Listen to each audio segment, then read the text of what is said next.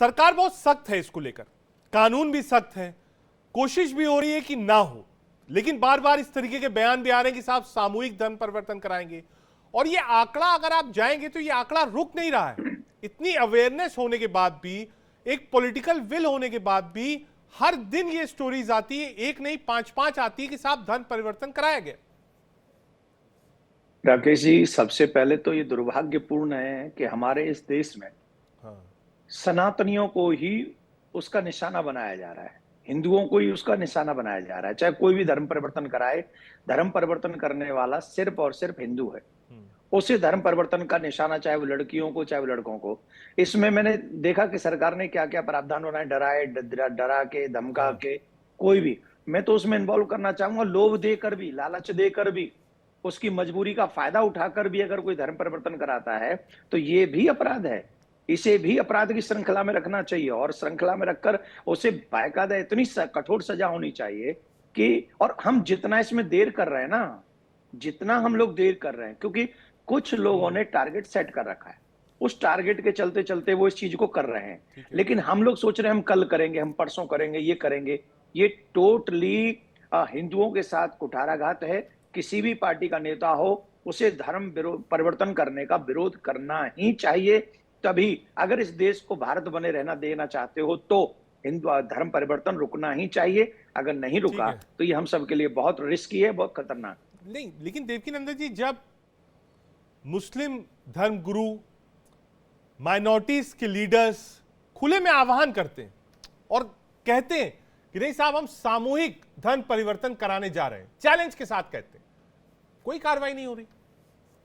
नहीं, कार्रवाई उनको तुरंत अरेस्ट करना चाहिए, चाहे वो कितना भी उसूखदार हो। प्रॉब्लम तो इस देश में, प्रॉब्लम जानते क्या है? इस देश की एक ही बड़ी प्रॉब्लम है कि अगर आप मुस्लिम हैं तो आप कुछ भी कर लीजिए, हम आपके साथ खड़े हैं। हम आपको कोई भी न तो कोई एजेंसी जाएगी न कुछ जाएगी उसके। और अगर उन्हीं की जगह किसी धर्मगुरु, हिंदू धर्मगुरु ने ये अनाउंस कर दिया होता तो अब तक वो जेल में होता। हिंदू धर्मगुरु है तो वो तुरंत जेल में जाएगा। तो मुझे तो ऐसा लगता है हिंदू धर्मगुरु होना अपने आप में एक अपराध है। उसे तो सब कोई टारगेट इजीली कर लेते हैं, लेकिन मुस्लिम धर्मगुरु हो। अभी आपके दिल्ली में आप बैठकर ये सब शो कर रहे हैं। दिल्ली में एक बहुत बड़ी मस्जिद है, वहां के एक इमाम है, उनके ऊपर कितने केसेस हैं करके बता सकता है? और कितने केसेस होने के बाद कितनी जांच एजेंसियां वहां जाती हैं?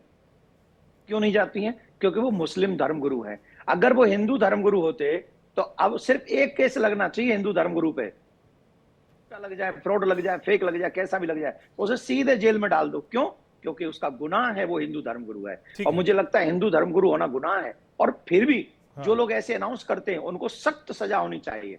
जो कहते हैं हम सामूहिक तौर पे हम धर्म परिवर्तन कराएंगे, और वो चाहे प्रदेश की सरकार हो, देश की सरकार हो, और अगर उसका कोई साथ देती है पार्टी अगर साथ देती है तो ये बात सब हिंदुओं को समझना चाहिए कि आपके विरोध में यह सब काम हो रहा है। ठीक है, लेकिन जो मुस्लिम धर्म गुरु हैं या सो कॉल्ड मुस्लिम्स के लीडर हैं जो अगवा बनते हैं, वो कहते हैं ये सब जो टर्म है, लव जिहाद, गजवा हिंद, सर तन से जुदा, जितने भी कानून हैं या फिर कानून बनाए जाते हैं, वो सिर्फ और सिर्फ मुस्लिम्स को कॉर्नर करने के लिए बनाए जाते हैं, टारगेट करने के लिए बनाए जाते हैं और वोट बैंक के लिए बनाए जाते हैं।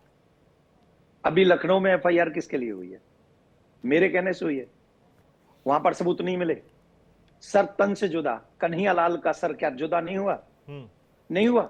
ये झूठ है। वो मारा नहीं गया कन्हैया लाल। कितनी बेटियां जिनके 36 टुकड़े तुम्हारे दिल्ली में ही मिले हैं, क्या वो झूठ है? वो फेक है।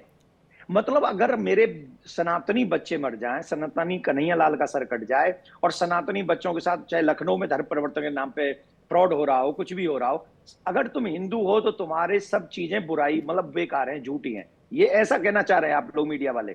नहीं, मैं नहीं कह रहा हूं। ये सो कॉल्ड लीडर्स कहते हैं कि साहब ये हमको कॉर्नर करने के लिए करा जा रहा है। नहीं, कौन से कॉल्ड? क्या हम लोग हम इस देश के नागरिक नहीं है? कोई राइट नहीं है इस देश में? हमारा कोई अधिकार नहीं है क्या हमारे साथ न्याय, हम चाहते हैं हमारे साथ अन्याय हो?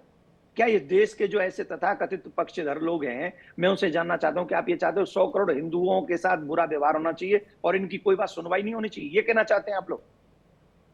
और मैं फिर कह रहा हूं आपके माध्यम से, राकेश जी, आपका चैनल बहुत प्रतिष्ठित चैनल है, और आपके चैनल पे मैं बार बार इस बात को कह रहा हूं। मुझे जब पता चला कि मुझे आपके चैनल से जुड़ना है, मैं यूएस में बैठा हूं, बिल्कुल। कल रात बहुत लंबी जर्नी करके आया हूं, इसके बावजूद भी मैं इस विषय पे जुड़ रहा हूं, क्योंकि कृष्ण भूमि पे भी ये लोग ऐसा विवाद कर रहे हैं। भाई कृष्ण भूमि पे जब हाई कोर्ट ने कह दिया कि कृष्ण भूमि पे जांच होनी चाहिए, सुनवाई होनी चाहिए, फिर इस पे भी इनका विरोध है। हमारे भगवान पे जो विरोध कर रहे हैं, मैं तो एक बात कहना चाहूंगा, जो भगवान का सम्मान नहीं करते हमारे का, वो किसका सम्मान करेंगे? बहन बेटियों का हमारी का सम्मान नहीं, भगवान का हमारा सम्मान नहीं, हमारे देश के नागरिकों का, हिंदुओं का सम्मान नहीं, तो फिर हम इस देश में रह किस लिए रहे हैं?